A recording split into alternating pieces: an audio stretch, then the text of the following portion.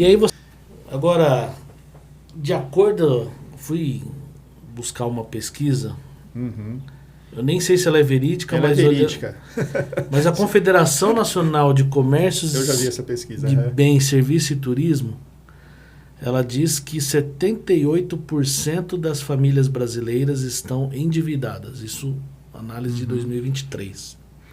Só para contextualizar nessa questão de dívida, a gente tem em 2024 a entrada, por exemplo, das bets. E saiu uma reportagem essa semana falando que 20% dos evangélicos já estão endividados por causa das bets. Então, assim, fora os outros danos que essas casas de apostas têm causado em pessoas que estão tirando o dinheiro do seu sustento para jogar e tentar multiplicar esse dinheiro, quando na verdade ele está jogando os recursos deles fora, né? Agora, a gente está olhando aqui para um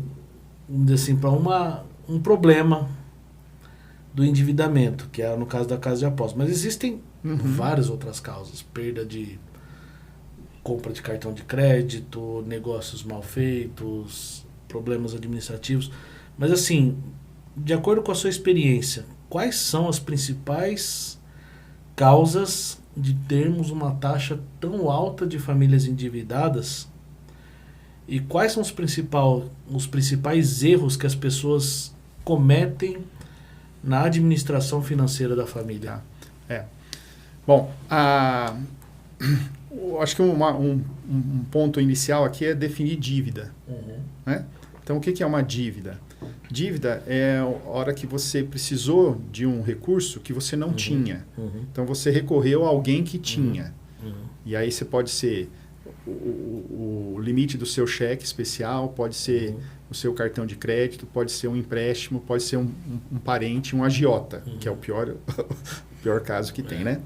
Mas eu costumo falar, né, que assim, por exemplo, se você tem um limite de receitas e quando você ultrapassa esse seu limite de receitas e você gera um saldo aqui que a gente chama de saldo negativo, déficit, né, tudo mais, essa diferença, que é a dívida, ela, na verdade, o nome certo não é dívida. O nome certo seria escravidão. A Bíblia fala assim, que assim como os ricos dominam os pobres, quem pede dinheiro emprestado se torna escravo de quem empresta. Então, essa dívida, né, o sinônimo para a palavra dívida é escravidão. Né? E aí, essa pesquisa que você cita, ela fala que, né, 78, o número que você leu aí de 2078, 78 está endividado. Né? E aí tem um pequeno conceito que, assim, por exemplo, se eu vou e parcelo uma compra no meu cartão de crédito em 10 parcelas, eu sou endividado. Sim.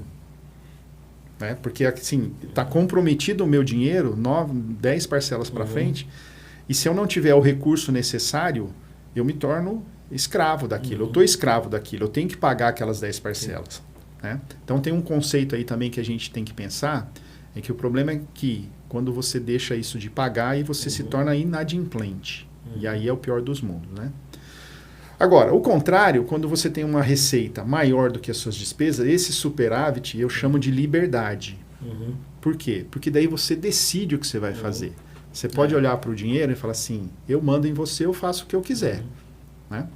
Então, por que as famílias chegam nessa situação? Então, eu diria, basicamente, na minha opinião, que a gente tem três questões aí. Né? A primeira delas é a compra por impulso. As pessoas não se conscientizam da real necessidade que ela tem dos itens. Né? E o marketing fala muito isso. Olha, se você não tiver esse produto, você não vai ser feliz. Então, a pessoa vai lá e compra. Ela não tem o recurso e ela compra por impulso. Então, mas isso...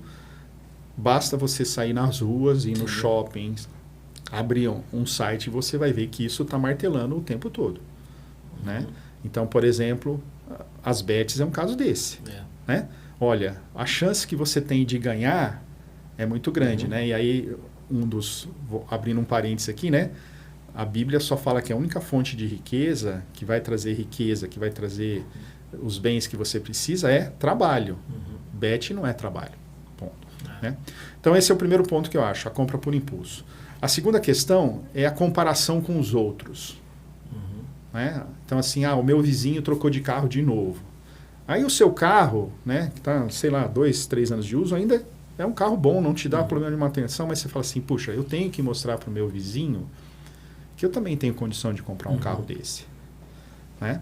E aí, eu tenho uma definição que eu falo lá no curso do CRAU, que é a definição de status. Não sei se você já ouviu essa definição de status. A definição de status é a seguinte: eu gasto um dinheiro que eu não tenho, comprando um item, um bem que eu não preciso, né? Para mostrar para uma pessoa, que eu geralmente não gosto dessa pessoa, aquilo que eu não sou. Eu não sou aquele carro, eu não sou aquela casa, eu não sou aquela roupa, mas... E que talvez não está nem aí com o que você comprou. Nem aí!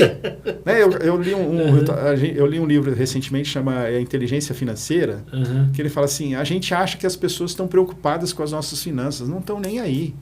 Né? Então, assim, a gente compra um carro super caro, fala assim, não, as pessoas vão me olhar e falar assim, esse cara é bem sucedido. Não estão um pouco ligando para você. Né? Então, essa comparação com os outros traz um endividamento alto. Né?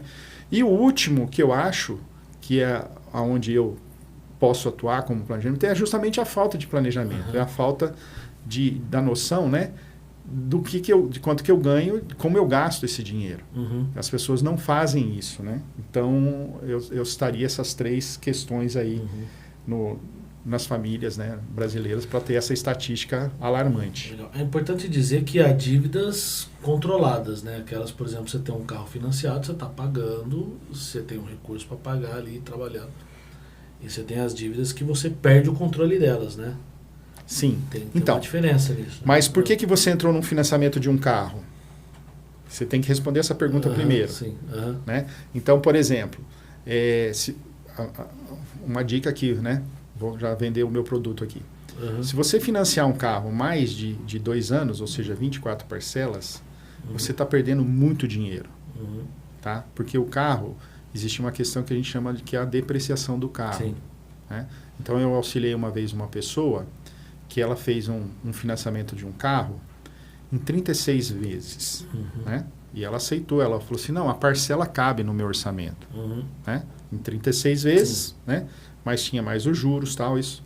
E aí, o que aconteceu? Ela já tinha pago metade do carro e ela ficou desempregada. Na verdade, ela era uma pessoa na área de saúde, ela tinha 2 trabalhos e ela perdeu um dos trabalhos. E aí, esse trabalho dava justamente o valor que ela pagava do carro. Aí ela chegou para mim e falou assim, o que eu faço? Daí eu falei assim, fui lá na tabela FIP, olhei o valor do carro, falei, quanto você já pagou nesse carro?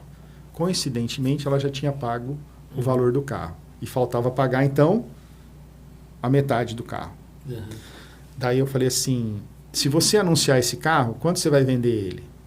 Daí ela falou assim, o valor da FIP. Eu falei assim, então, e aí, como você vai fazer com essa dívida?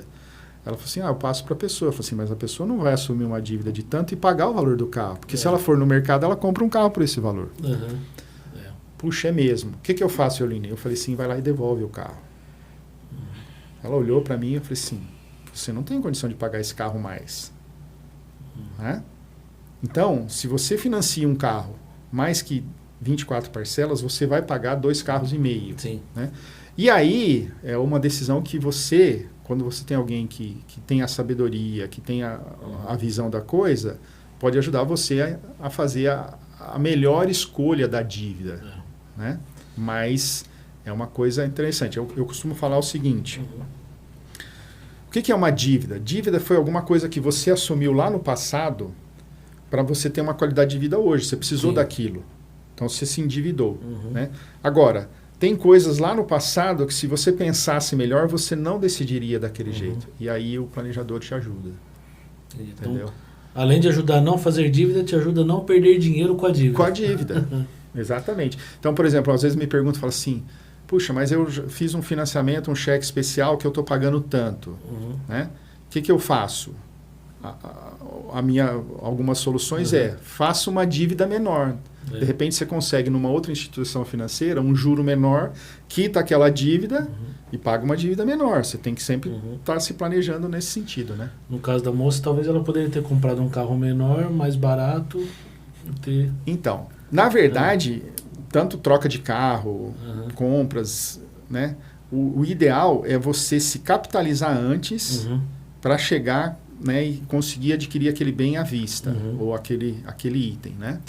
Então, aí as coisas mudam de figura, né? Porque daí você está com o poder na mão, né? está com o poder na mão. E aí você pode, inclusive, barganhar. Né?